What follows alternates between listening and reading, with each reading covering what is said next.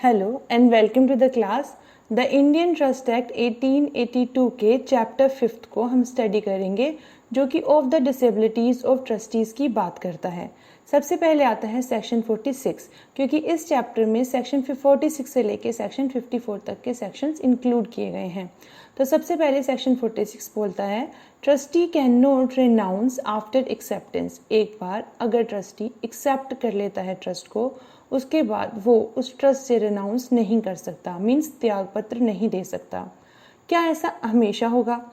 Section में बताया गया एक्सेप्शंस 3 बात हैं जिसके थ्रू वो चाहे तो रिनाउंस कर सकता है। कौन कौन सी बात? जब परमिशन मिल जाती है उसे principal civil court of original jurisdiction से रिनाउंस करने की। अगर जो बेनिफिशियरी है वो कॉम्पिटेंट टू कॉन्ट्रैक्ट है, वो बेनिफिशियरी उसको सहमति दे देता है, कंसेंट दे देता है, तो भी एक्सेप्टेंस करने के बावजूद भी वो ट्रस्ट से रिनाउंस कर सकता है, रिनाउंसमेंट कर सकता है। अगर इंस्ट्रूमेंट में, जो कि ट्रस्ट का इंस्ट्रूमेंट है, लिखत है ट्रस्ट का, उसमें खुद ही ये मेंशन है, ये स्पेशल पावर दी गई है उसको कि वो क्या कर सकता है, एक्सेप्टेंस के बाद रिनाउंस कर सकता है अपने कैरेक्टर को, तो वो कर देगा। सेक्शन 46 में ये बताया गया। 47 कहता है कि ट्रस्टी अपनी पावर अपने ऑफिस को डेलीगेट भी नहीं कर सकता। सेक्शन 46 की तरह ही इसमें भी 3 बातें बताई गई हैं। 3 बातें ऐसी बताई गई हैं जो कि बहुत इंपॉर्टेंट है, और एक चौथी बात और इसमें बताई गई है जो कि थोड़ी सी अलग है, जब हमें 46 से पढ़ के आए। सबसे पहली बात इसमें यही कहता है, जैसे हमें भी 46 में पढ़ के आए, कि अगर इंस्ट्रूमेंट में खुद ही मेंशन है कि पावर है उसके पास, वो डेलीगेट कर सकता है तो कर देगा। अगर जो डेलीगेशन है वो रेगुलर ऑफ बिजनेस में है, यानी कि इस तरीके का डेलीगेशन दिया जा रहा है उसको, कैसे जो डेलीगेशन की बात हो रही है वो ऐसे बिजनेस के लिए हो रही है जो कि रेगुलर मैनर में होता है, से ए बी को ट्रस्टी नियुक्त करता है इस प्रॉपर्टी के लिए। अब ट्रस्टी नियुक्त किया गया, अब उसको जो काम करना है वो इस तरीके से है कि वो सी को काम दिए बिना वो पूरा नहीं करा सकता।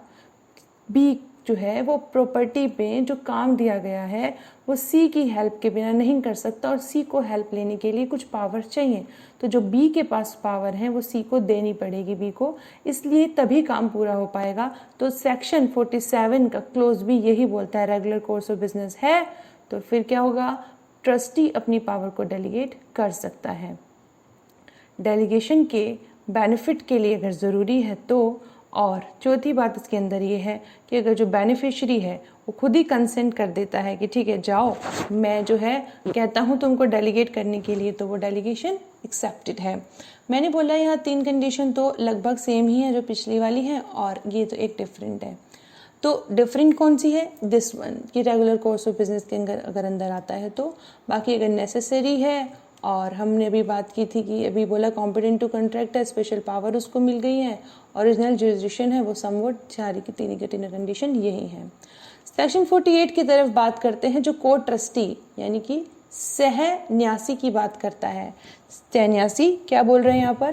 कैन नॉट एक्ट सिंगली, वो सिंगल काम नहीं कर सकते। अगर किसी ट्रस्ट में एक से ज़्यादा ट्रस्टीज़ हैं, मीन्स एक से ज़्यादा सह न्यासी हैं, तो कोई भी सह न्यासी दूसरे की परमिशन के बिना एग्जीक्यूट नहीं कर सकता ट्रस्ट को, वर्ड दिया एग्जीक्यूशन नहीं कर सकता ट्रस्ट का। अगर इंस्ट्रूमेंट ऑफ ट्रस्ट में लिखत न्यास की जो लिखत है वहाँ पर ही कहा गया है कि वो एग्जीक्यूट कर सकता है दूसरे ट्रस्टी की परमिशन के बिना भी, तो कर लेगा, अदरवाइज ऐसा नहीं होगा। सेक्शन 49 कहता है कंट्रोल ऑफ डिस्क्रिशनरी पावर। इसका मतलब कि जो ट्रस्टीज हैं वो अपनी व्यय विवेक की पावर को इस्तेमाल करें, ये उनके बेनिफिट के लिए ही है। अगर वो अपने विवेक को, जो हम डिस्क्रिशनरी पावर की बात करते हैं, अपने विवेक को इस्तेमाल किए बिना कोई भी कार्य ऐसा करते हैं जो माना जाएगा कि उसने गुड फेथ में नहीं किया, तो जो principal civil court of original jurisdiction है उसको डिसेबल कर देंगे उसकी पावर से, और कंट्रोल ले लेंगे। सेक्शन 50 ट्रस्टी में नो चार्ज फॉर सर्विसेज। कोई भी ट्रस्टी अपने द्वारा दी हुई सर्विसेज को नहीं कह सकता कि मुझे उसका चार्ज दीजिए, मुझे उसका प्रभार दीजिए। ऐसा क्यों?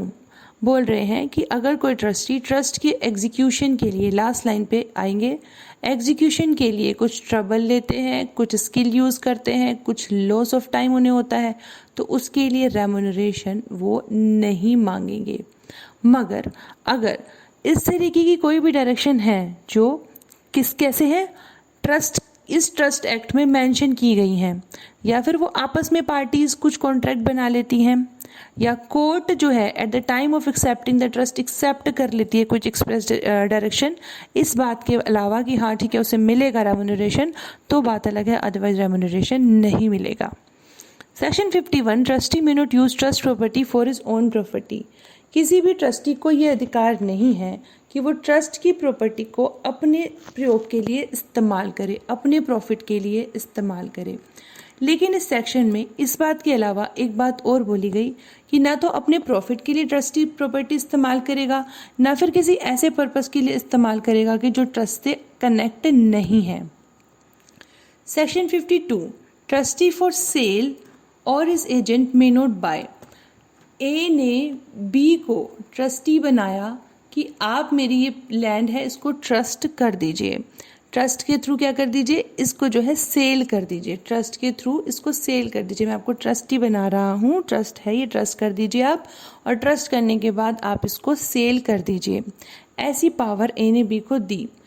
अब बी करता है अपना एजेंट अपॉइंट, बी ने क्या किया, अपना एजेंट अपॉइंट किया, सी अपॉइंट कर लिया कि ये काम कर दो, ये काम करवा दो। अब ना तो बी और ना ही सी, ये दोनों लोग इस प्रॉपर्टी को खुद से नहीं खरीद सकते, खुद से ट्रांसफ़र नहीं ले सकते। No trustee whose duty is to sell trust property and no agent employed by such trustee for the sale may directly or indirectly buy the same or any interest therein on his own account or as an agent for a third person। जो third person है जो agent की तरह काम करे ना, तो वो उस केस में ले सकता है, क्या सेल करने के अधिकार रख सकता है, और ना डायरेक्टली कर सकता है किसी भी प्रॉपर्टी को बाय, जो कि जिसके लिए उसे क्या यूज़ किया गया था, ट्रस्टी की तरह उसको जो है अपॉइंट किया गया था। Section 53, trustee may not buy beneficiary's interest without permission. Trustee beneficiary का अगर कोई इंटरेस्ट है तो वो भी परचेज नहीं करेंगे अगर बेनिफिशरी खुद से परमिशन नहीं दे देता। No trustee and no person who has recently cease to be a trustee. यहाँ पर जो वर्ड है ये उनके लिए एप्लीकेबल है जिन्हें अभी अभी जो है क्या हुआ है, उनका जो एज ए ट्रस्टी काम करने का कार्यकाल था वो ख़त्म हो गया है। उसके बाद principal civil court of original jurisdiction, उनके परमिशन के बिना कोई भी ट्रस्टी ना तो बाय कर सकता है प्रॉपर्टी, ना मोर्टगेजी बन सकता है, ना लेजी बन सकता है ट्रस्ट प्रॉपर्टी का, ना किसी पार्ट का। किसकी बात कर रहे हैं हम, उस ट्रस्टी की बात कर रहे हैं जिसने कि अभी अभी अपनी ट्रस्ट से प्रॉपर्टी से रिलेटेड राइट्स को लूज़ किया है, ख़त्म किया है, उनकी जो आपस में कॉन्ट्रैक्ट था वो ख़त्म हो गया पीरियड। उसके बाद जो है वो बाय नहीं कर सकता, सेल नहीं कर सकता, मोर्टगेजी नहीं बन सकता, ये सारी चीज़ें इसके अंदर आ जाती हैं। सेक्शन 54 को trustee may not lend to one of themselves.